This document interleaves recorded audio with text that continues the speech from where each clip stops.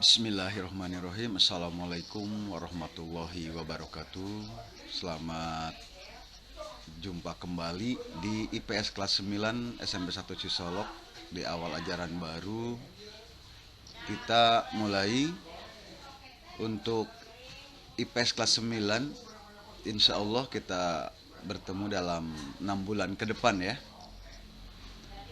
Seandainya materi ini ada yang belum lengkap, silahkan masuk di channel YouTube punya saya atau di website punya saya. Di kelas 9 SMP di semester ganjil ini tahun ajaran 2122 hanya ada 2 bab, di mana kalian 6 bulan ke depan ini kan belajar 2 bab ini. Bab pertama tentang interaksi antar negara Asia dan negara lainnya. Bab 2 perubahan sosial budaya dan globalisasi. Untuk bab 1 ada 4 subpokok bahasan. Bab 2 ada 5 subpokok bahasan. Di mana yang pertama tentang letak dan luas benua Asia dan benua lainnya. Sebelumnya kita lihat dulu peta konsepnya. Peta konsep itu adalah bagan atau ilustrasi yang menyajikan informasi yang saling terhubung. Jadi, kalian dalam 6 bulan ke depan ini akan belajar tentang Asia dan benua lainnya, yang di dalamnya akan menjelaskan 5 benua saja. Yang pertama Asia, kedua Amerika, ketiga Afrika, keempat Eropa, kelima Australia.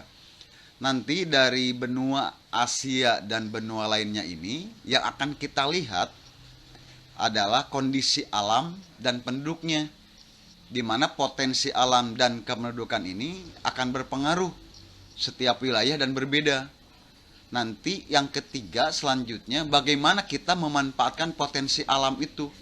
Di sini ada dikenal dengan nama pemanfaatan potensi alam oleh penduduk atau SDM-nya.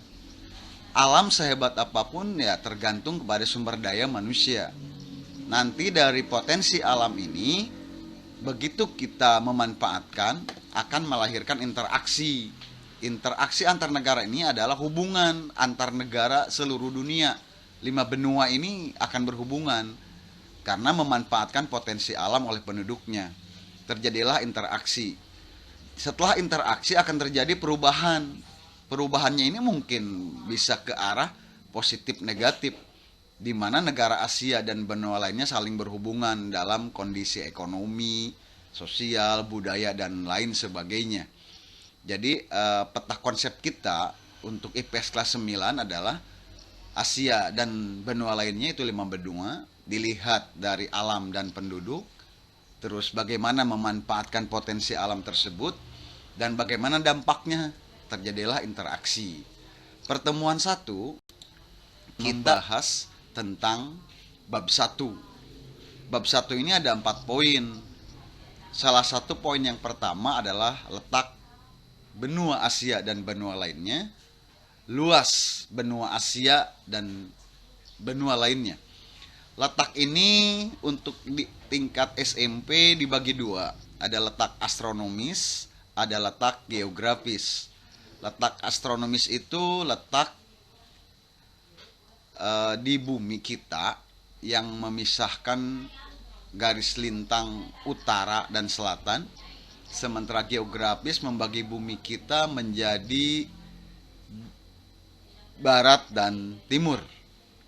Sementara luas adalah panjang kali lebar suatu benua berdasarkan kilometer persegi. Jadi berapa panjang benua itu yang sudah ada di dalam buku-buku yang sudah kalian punya di rumah.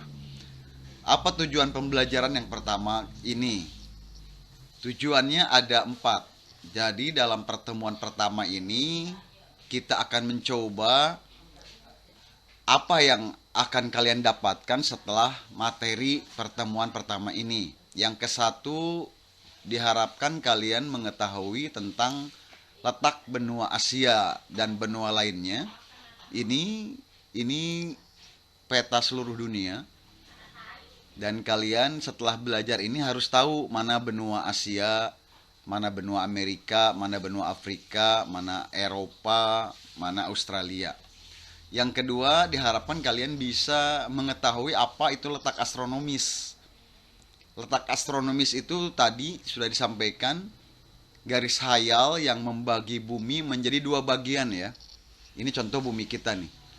Kita bagi dari kiri ke kanan. Nah, ini dari kiri ke kanan menjadi dua. Nah, begitu ini jadi dua, maka menjadi atas dan bawah. Yang sebelah atas disebut utara, yang sebelah bawah disebut selatan. Dampak dari letak astronomis ini mengakibatkan setiap wilayah mempunyai iklim yang berbeda di seluruh dunia. Contoh, kita iklimnya tropis karena berada di garis khatulistiwa. Sementara letak geografis adalah membagi bumi menjadi dua bagian. Garis hayal sama, dari atas ke bawah, dari atas ke bawah. Terbagi dua. Yang sebelah kiri namanya sebelah barat, yang sebelah kanannya sebelah timur. Dampak dari garis bujur ini mengakibatkan bumi menjadi perbedaan waktu. Contoh, Indonesia bagian barat, tengah, dan timur sudah beda. Apalagi dengan benua Amerika ini. Bedanya 12 jam. Dimana yang lebih cepat, semakin ke timur, semakin cepat. Karena matahari muncul pertama di sebelah timur. Yang keempat, setelah mempelajari materi ini, diharapkan kalian mengetahui urutan benua. Dimana urutan benua ini seperti yang kita lihat. Nomor 4 ini. Nomor 1 adalah Asia yang terbesar. Kedua Amerika, ini digabung Amerika. Yang ketiga Afrika. Yang keempat Eropa. Yang kelima Australia. Ini tujuan pembelajarannya. Materinya untuk pertemuan pertama, materinya dibagi 4 sesuai dengan tujuan pembelajarannya. Yaitu belajar tentang letak dan luas. Benua Asia dulu. Baru Amerika, terus Afrika, yang keempat Eropa, kelima Australia. 5 benua ini tampak di layar. Kita coba. Ini benua Asia, ini negara Indonesia. Inilah yang terbesar di seluruh dunia dan ada kita di dalamnya. Yang kedua Amerika. Ini Amerika dari atas ke bawah, dianggap satu wilayah. Yang ketiga adalah Afrika. Yang keempat Eropa, kelima Australia. Di peta ini kita hanya membahas tentang 5 benua ini. Saya mulai dengan Asia. Asia ini hampir seluruh wilayahnya berada di belahan bumi utara. Coba lihat. Ini Asia. Di sini ada garis 0 derajat lintang yang disebut garis khatulistiwa atau ekuator. Makanya Asia hampir kebanyakan di utara. Dan kenapa di timur? Karena garis hayal ini ada di Greenwich ini, garis hayal 0 derajat, bujur barat, bujur timur. Dan Asia kebanyakan di timur. Berapa luas Asia? 44 juta kilometer persegi. Makanya menempati urutan ke-1. Urutan kedua, letak dan luas benua Amerika. Ini benua Amerika ada di sebelah kiri kita atau sebelah barat. Makanya mereka waktunya dengan kita beda 12 jam. Mereka ini luasnya adalah 42 juta kilometer persegi. Urutan kedua. Urutan ketiga adalah Afrika yang ini dengan luas 30 juta kilometer. Dan Afrika ini kita, Indonesia. Yang keempat Eropa. Ini Eropa dengan luas sekitar 10 juta kilometer persegi. Dan yang terakhir adalah Australia dengan luas 8,9 juta kilometer persegi. Inilah materi pertemuan kita. Lebih lanjut silahkan kalian buka nanti di YouTube yang lainnya atau di website punya saya. Demikian anak-anakku sekalian, semoga kita sehat selalu. Wassalamualaikum warahmatullahi wabarakatuh.